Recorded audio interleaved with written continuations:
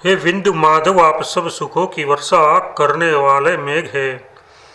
आनंद one Kashi को पवित्र करने वाले हैं। राग द्वेषादि द्वंद्व जनित विपत्तियों को हरने वाले हैं। आपके चरण कमलों में ब्रह्मा शिव सनक सनंदन सनंदनादि सुखदेव जी, शेष जी और अन्य मुनिजन रूपी भ्रमर सदा निवास किया करते हैं। आप निर्मल नीलमणि के समान श्याम रूप है। 100 करोड़ कामदेवों के समान आपकी सुंदरता है। पीताम्बर धारण किए है। ये पीताम्बर नीले बादल में बिजली के समान शोभित हो रहा है।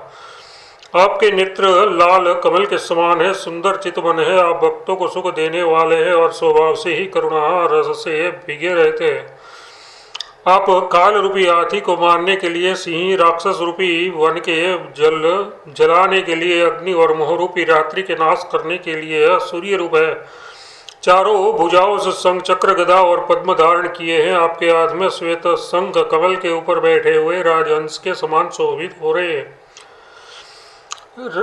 कमल के ऊपर बैठे हुए राजहंस के समान शोभित हो रहा है। मुक्को मस्तक पर मुकुट, कानों में कुंडल, कम भाल पर तिलक, भ्रमर समूह के समान काली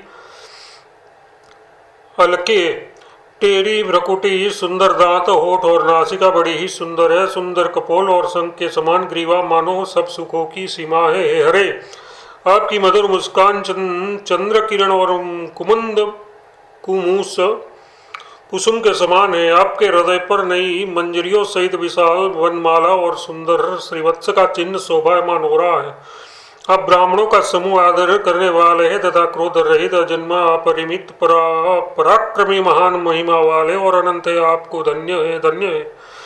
आप हृदय पर हार, भुजाओं पर सोने के बाजूबंद, हाथों में राज रत्न जड़ित कंकण और कटी देश में मणियों की तागड़ी धारण किए हैं। दोनों चरणों में इसके समान सुंदर शब्द करने वाले नुपुर पहिए हैं। आपके समस्त अंग सुंदर और आपका सारा ही इनसे वेश सुंदरतामय है। समस्त सौभाग्यमणि, तीनों लोकों की शोभा सुंदर कन्या श्री लक्ष्मी जी आपके दक्षिण भाग में विराजमान है। आप गंगा जी के समीप सुंदर मंदिर में निवास करते हैं। जो मनुष्य नेत्रों से आपका दर्शन करते हैं वे अत्यंत धन्य है। आप सब कल्याणों के स्थान कर कठिन संदेहों से नाश करने वाले, पाप रूपी वन को भस्म करने वाले और कष्टों के हरने वाले हैं। आप विश्व को धारण करने वाले, विश्व के हितकारी, अजय, मन इंद्रियों से परे, कल्याण रूप और विश्व का सृजन, पालन तथा संहार करने वाले हैं। आप ज्ञान, विज्ञान,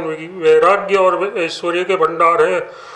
अणिमादि समान महान सिद्धियों के दाता देने वाले बड़े दानी है। मुझे तुलसीदास जी को संसार रूपी सर्प निगले जा रहा है, इससे मैं अत्यंत भयभीत हूँ। अतएव मैं सर्पों के नाशक गरुड़ जी की सवारी करने वाले श्री राम जी कृपा करके मुझे बचा लीजिए। इस शरीर का यही बड़ा भारी फल और इतनी ही महिमा है कि नेत्र तृप्त होकर श्री बिंदु माधव की नख से शिखा तक शोभा देखे।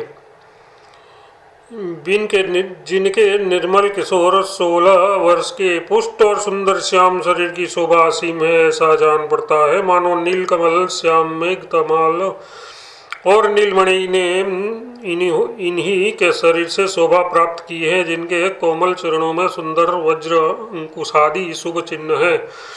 उंगलियों और नखों की ऐसी अति अद्भुत पूर्व उपमा है, मानो लाल और नीले कमलों से रत्न युक्त पत्तों का समूह निकलता हो। सोने के रत्न जड़ित नुपुर मन को मोहित करने वाले और भक्तों को सुख देने वाले हैं।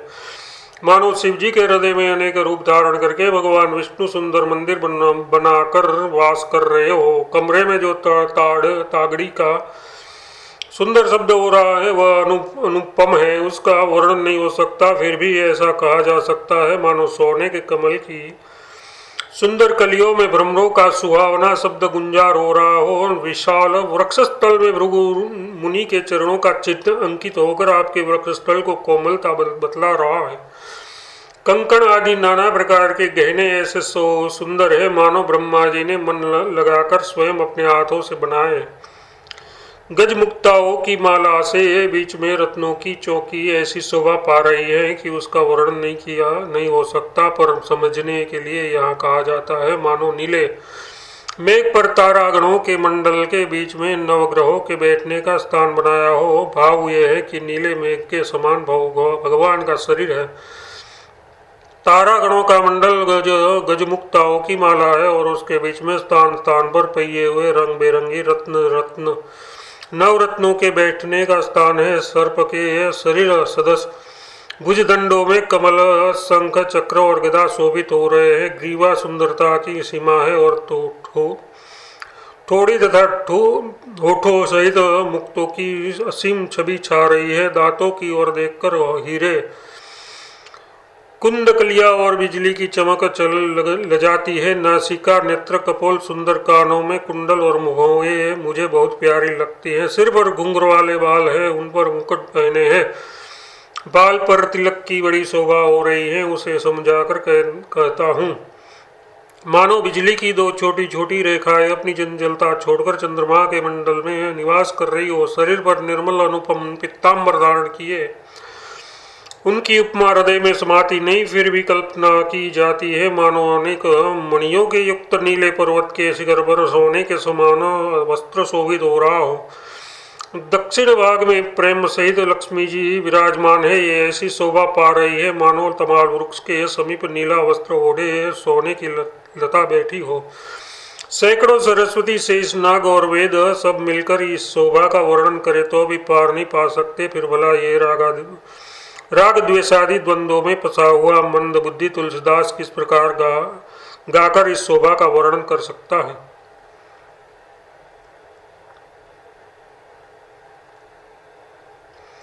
ये मन, इस शरीर का परम फल केवल इतना ही है कि नख से शिख तक सुंदर अंगों वाले श्री बिंदु माधव की छवि का पल भर के लिए अपने चंचल स्वभाव को छोड़कर स्थिरता के साथ प्रेम से दर्शन कर रहा हूँ। जिसके कोमल चरण नए खिले हुए का लाल कमल के समान है। नखों की ज्योति हृदय के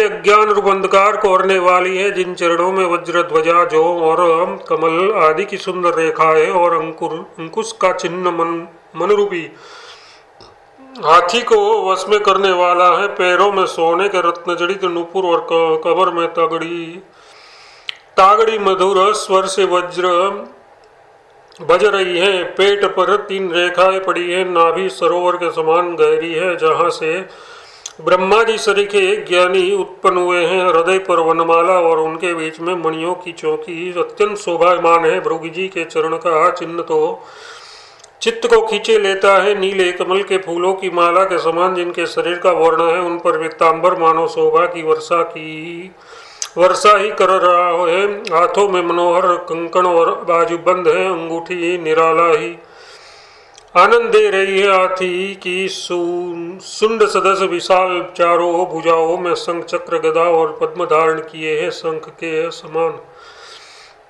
ग्रीवा सुंदरता की सीमा है। सुंदर तोड़ी दांत, लाल होठ और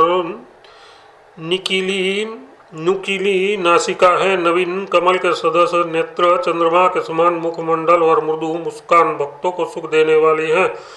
सुंदर कपोल, कानों में कुंडल, मस्तक पर मुकुट और बाल पर सुंदर तिलक शोभित हो रहा है। सुंदर कटीली भौवें और मनोहर चितवन है और जिनके काले केसों को देखकर भौरों की पंक्ति भी लज्जित हो रही है। रूपशील और गुणों की कानी सिंधु सुता श्री लक्ष्मी जी दक्षिण भाग में विराजित होकर चरण सेवा कर रही है। जिनकी कृपा दृष्टि शिव, ब्रह्मा, मुनि, मनुष्य, दैत्य और देवता भी चाहते हैं। तुलसीदास जी का संसार जनित भय तभी मिट सकता है जब उनकी बुद्धि सुंदर छवि में अटक जाए, नहीं तो वह दीन, मलिन और सुखहीन होकर करोड़ों जन्मों तक व्यर्थ ही भटकता फिरेगा। मैं करुणा निधान श्री रघुनाथ जी की वंदना करता हूँ, जिससे मेरा संसारिक भेद ज्ञान छूट जाए। श्री राम जी रघुवंश रूपी मुझ को चंद्रमा के समान प्रफुल्लित करने वाले हैं। ब्रह्मा और शिव जिनके चरण कमलों की सेवा किया करते हैं, जो अपने भक्तों के हृदय कमल में भ्रमर की भांति निवास करते हैं, जिनके शरीर का लावण्य असंख्य कामदेवों के समान है, जो बड़े प्रबल मोह रूपी अंधकार के नाश करने के लिए सूर्य और ज्ञान रूपी घन वन में भस्म करने के लिए अग्नि रूप है, जो अभिमान रूपी समुद्र के सोखने के लिए उदार अगस्त है, और देवताओं को सुख देने वाले तथा दैत्यों का दलन कर पृथ्वी का भार उतारने वाले हैं, जो राग द्वेष आदि सर्पों के भक्षण करने के लिए गरुड़ और काम रूपी हाथी को मारने के लिए सिंह है, तथा मूर नामक दैत्य को मारने वाले हैं, जिनके चरण कमल संसार सागर से पार उतारने के लिए जहाज है। ऐसे है श्री राम जानकी रमणम, राम जी आनंद की वर्षा करने वाले हैं, जो हनुमान जी के प्रेम रूपी बावड़ी में अंश के समान सदा विहार करने वाले और निष्काम भक्तों के लिए कामधेनु के समान परम दयालु हैं। तुलसीदास यही कहता है कि तीनों लोकों के शिरोमणि गुणों के वन श्री राम जी ही केवल शांति के स्थान है।